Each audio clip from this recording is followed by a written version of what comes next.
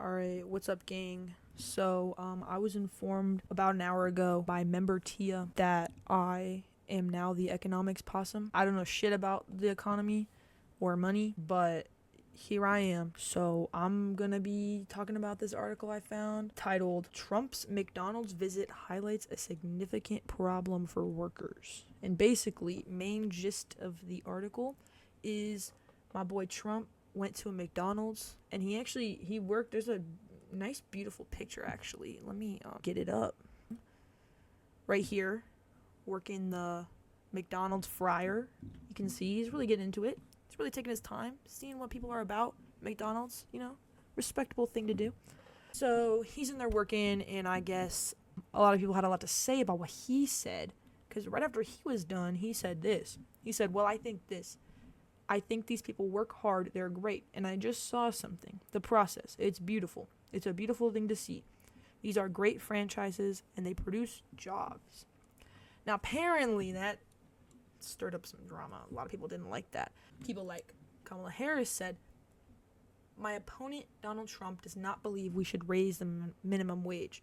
And I think everyone knows that the current federal minimum wage is $7.25 an hour, which means that the person who is working a full day and working full weeks will make $15,000 a year, which is essentially poverty wages.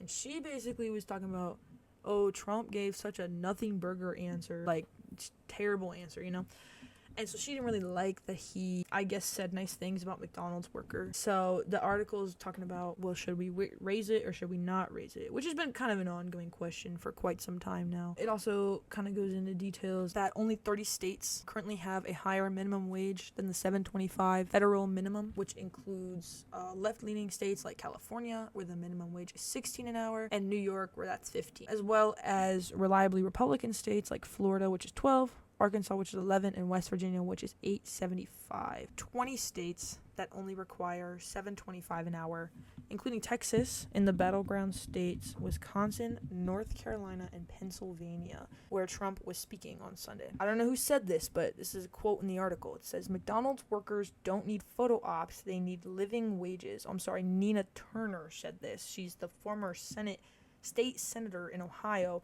and founder of We Are Somebody, a worker-centered organization that supports low-wage workers. So Nina Turner, my girl, said this. We all need to come together and push back against a system that keeps them in poverty while corporate executives make billions. McDonald's, on the other hand, says that it has raised its wages by 8% for hourly workers at more than 90% of its corporate-owned restaurants in 2022.